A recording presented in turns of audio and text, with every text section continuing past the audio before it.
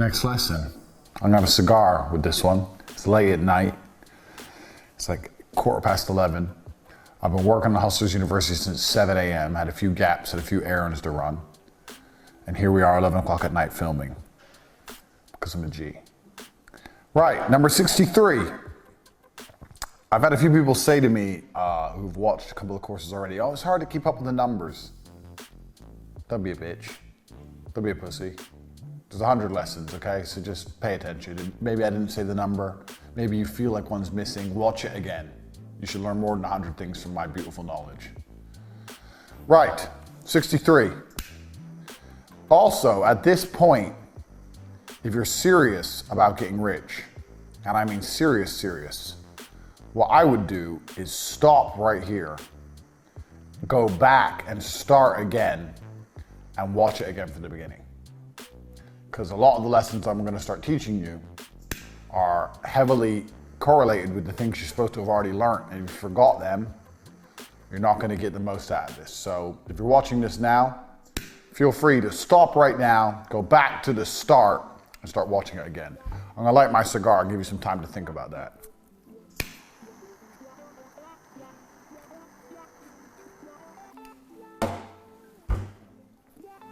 If you decided to stay, congratulations. If you're here for the second time after watching everything again, double congratulations. 63. Your staff don't work hard. Now, I say this because it is impossible for your staff to work as hard as you do if you're serious about making money. If you're serious about any business as the boss, you are always going to work the hardest. The only way you can lead anything in life is from the front. So when I had the cam girls would complain about how hard they worked. But I worked harder. I did all the hours they did off cam, plus all the hours they didn't do off cam, plus sorting out all the technical stuff, plus thinking of the ideas, plus telling them what costumes to wear, plus dealing with their emotional bullshit. I did a lot more than them. You can only lead from the front. If you're not doing more, if you're not setting an example, you're not leading, you're talking. Leading is by setting an example. So therefore, if you're running your company correctly and you're leading it as a boss, you're always going to be working the hardest. That's normal. However, that means when your staff come along and say, oh, I've worked really hard. No, they haven't, because you've worked harder in all circumstances. So if you need more work doing, if things need to happen, if money needs to be made, first thing you should do is tell your staff to do more things because they're not doing enough. And this is inside of my companies, which are run ultra efficiently, and everyone I work with is very, very good. In a standard company, do you have any idea how much work doesn't get done? Have you seen the average person's workday in a normal job? They go into their office, oh, hi, Linda, they talk shit.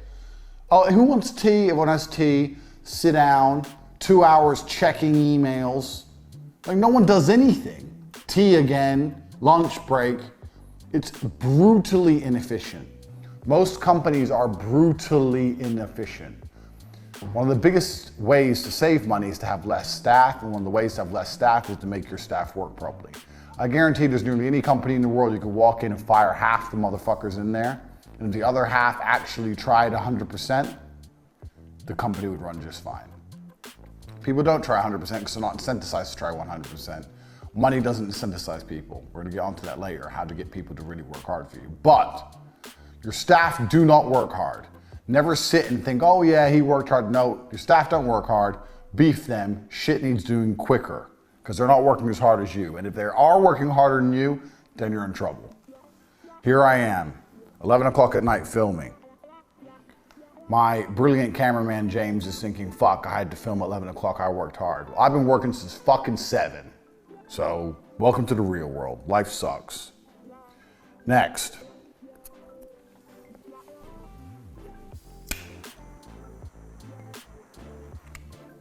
People always say this to me. Tate, what about burnout? Burnt what? Do you want to be rich or not? Burnout. Do you want to be rich or not? You work and you sleep. Do you want money? Oh, but I might burn out. Burn out. You're not some fucking Formula One car. Your brain ain't some supercomputer. You're a geek. You either want to work and get shit done or you don't. I don't believe in burnout. What I believe in is reality. I believe in cause and effect. I live in a binary world. I believe in done or not done. I don't believe in burnout. I believe in finished or not finished. I'm filming now late at night because it needs to be finished. It needs to be done. Until it is done, it is not done. There's no such thing as burnout. There's such thing as not doing stuff because you're a little coward. Fucking burnout. What's wrong with you people? What about burnout? Let me tell you something. If you work to the point of burnout, you should at least have 10 mil in the bank. If you get to the point where you're so burnt out and your body can't possibly move, I'm burnt out. Your fucking neurons no longer fire in your brain. Your cells no longer replicate. And you're laying in bed about to die because the amount of spreadsheets you've done and how many emails you've sent, then you should be fucking rich. Until you're rich, you ain't burnt out nothing. You know what you are? Lazy. L-A-Z-Y. Let me write that fucking down, you motherfuckers. You motherfuckers ain't burnt out. Tell you another way to spell burnout. This is how we spell it around here. This is how the rich people spell burnout. That's how we spell it in the Millionaire Club. And when you become a multimillionaire yourself, you'll soon learn that this is the easiest way to spell burnout. Because everyone starts talking about burnout as some fucking 19-year-old dork who ain't achieved shit.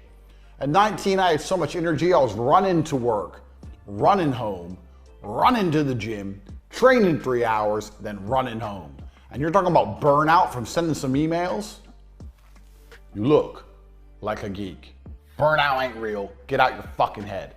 There's no such thing as overworking.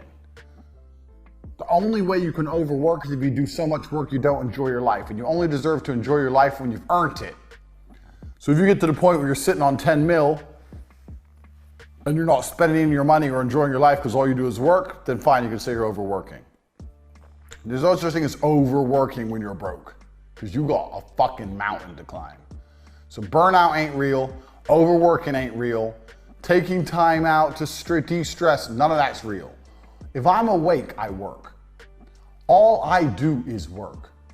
The female around me complains because all I'm doing is working. If I'm awake, I'm working. If I go for lunch, I'm meeting someone to discuss work. Everything I do is networking. Every single thing I do is work. Life is work. That's how you get to the top. There's no other way to do it. You ain't gonna do it fucking with this burnout bullshit. It's garbage and it ain't real. So fucking forget it.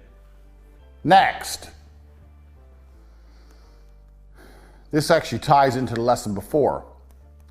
You're never tired when you're winning. This is a lesson from professional fighting.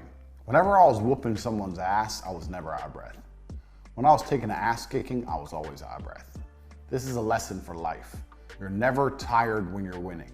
If you're finding yourself struggling to find the motivation to work, that's because you're not making money.